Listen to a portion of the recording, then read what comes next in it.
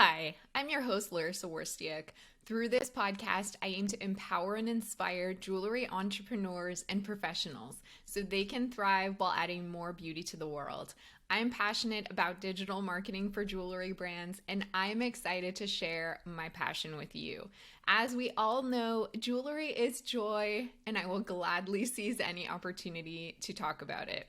This is episode 188, and you're checking out a weekly segment of this podcast called The Gold Mine, which is a more intimate, personal, and brief take from me about a topic of my choosing, but typically in the categories of entrepreneurship, growth, mindset, as well as my own personal observations about the industry. If you're new to this podcast, welcome. You can get interviews and business development and marketing tips on Sundays, and then The Gold Mine with me on Wednesdays. And if you're a return listener or viewer, thank you for following along. This week's topic is getting ahead of trends. I want to personally share the following 3 things. 1, why I love and hate trends. 2, what to do about a trend. And 3, my homework for you regarding trends. So what made me think of this topic? Well, in the previous episode, 187, in my news roundup, I shared an article from JCK about the permanent jewelry trend, which I think is super fun and novel, and I can see why jewelry businesses are adopting it, especially in local markets where maybe something like that doesn't already exist, as a way to drive, especially people representing a younger generation, to their store. And while I was really interested in this article and agree with why so many businesses are adopting this permanent jewelry movement, it made me stop to think about why I both love and hate trends. So let me talk about that, and maybe it will kind of help you understand how to position your own business in the marketplace. So on one hand, trends are great because they can really help you understand what customers want right now, what they're seeking, and especially if the people who are following these trends happen to be your target customer. So I think a lot of people who are very interested in the permanent jewelry trend are probably millennials and younger because it's more fashion driven. They're buying jewelry as a way to like style and express themselves. And also it's just a little bit more novel and unique, and I think edgy because it moves away from like the more traditional ways of wearing jewelry. So if millennial and younger is your target customer, then I can totally see why it would make sense for your business to consider this, or at least pay attention to it so that you can really understand that there are customers out there who are wanting this novel kind of experience. So that's why I love trends, but also at the same time, I kind of hate them too. Because really what I see whenever there's a new trend in this industry or any other industry, I just immediately see businesses like scrambling to adopt it because they think, okay, this is like the secret key ingredient that's gonna help me like blow up, help me attract all the customers in the world. Like this is the one thing my business was missing.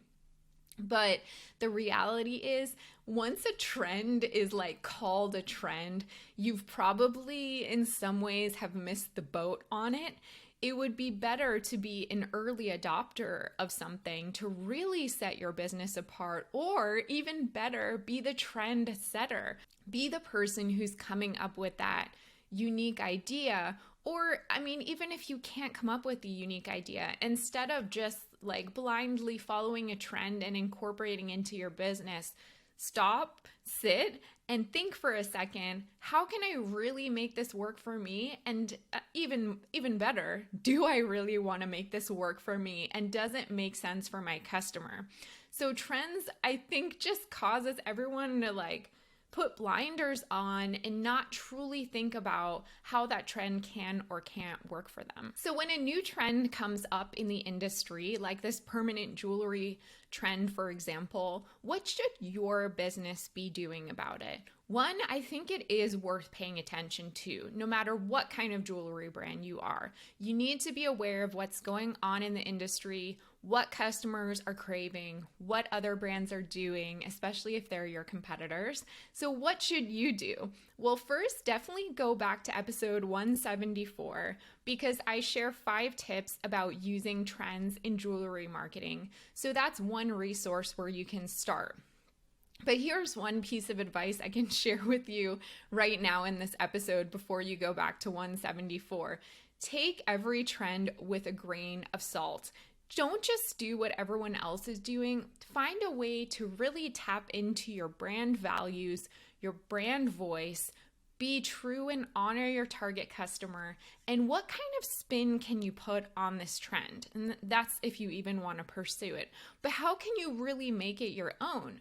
What can you be doing with permanent jewelry that actually makes sense to your brand and isn't a literal copy and paste of what everyone else is doing? And then second, I would urge you to not take everything at face value and sit and think and look at the depth behind the trend. So taking this example, for instance, the trend is permanent jewelry. So the manifestation of that is literal, let's say bracelet that gets soldered onto someone's wrist. So that is on surface value what the trend is. But I would invite you to sit and critically think about what's under this trend. What is the desire or the need that it is reflecting that the customer really wants? Yeah, there's the permanent jewelry. Okay, I have something pretty on my wrist now. Great. But what I think the customer is really craving is the event, the actual physical experience of having this done. So there's an experiential element to it. The novelty. I mean, I'm sure brands have done this for years and maybe just not openly talked about it, or maybe it was a very niche thing. I know that this has existed in the past. So what's under that? Experiences, novelty, a little bit of edginess. These are the actual things that the customers are craving, and it's just being manifested in this permanent jewelry trend, which is also personal. So maybe there's a way you can tap those desires and really make them unique to your brand. So my homework for you around this permanent jewelry trend, and I kind of have already echoed this a few times in this episode, think about, if you could, and maybe you don't even decide to implement this, but I think it's important to reflect. This is obviously a movement in the industry. It's not going to go away anytime soon. My homework would be, if you could, how would you make this trend your own and really adapt it to work for your jewelry brand? The way that you make it your own might actually not have anything to do with permanent jewelry, but maybe it's connected to experiential jewelry. Maybe it's connected to novelty. Maybe it's connected to some really personal connection or experience, some kind of transformational thing related to the jewelry that you sell, so that your customers can really have this memorable moment with your brand and your product. And then you might also want to think about your target customer.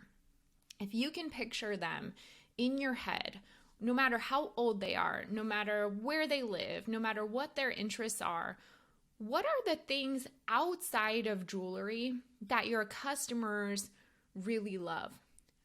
I would imagine that people who gravitate toward the permanent jewelry trend are those that are just a little bit more edgy, novel, forward-thinking in general. I could see these people loving something like getting a tattoo or getting other piercings. They just love adornment and they are really creative and expressive. Those are typically the customers who would want permanent jewelry. Maybe those aren't your customers. So think about your customers and what do they want? Do you have a lot of young couples that are maybe starting their families? So what are the things that they're interested in, and how can you create experiences and memorable moments for them rather than just glomming onto a trend and hoping that it expands your business. A trend can be really informative and again can get you have your finger on the pulse of the industry, but it should not be blindly followed. It should be considered strategically and see if there are any insights that you can glean from it. At the end of the day, it all comes down to knowing your customers, paying attention to them, not just their jewelry shopping habits, but them holistically as a three-dimensional real person and what they really want. And maybe they don't even know it yet, but you can suggest it to them and provide it to them. Can you relate to anything I mentioned in this episode? I would love to know your thoughts. Please leave a comment on YouTube or leave a review on Apple Podcasts. And you can always reach out to me directly, Larissa, that's Laryssa, @joyjoya.com.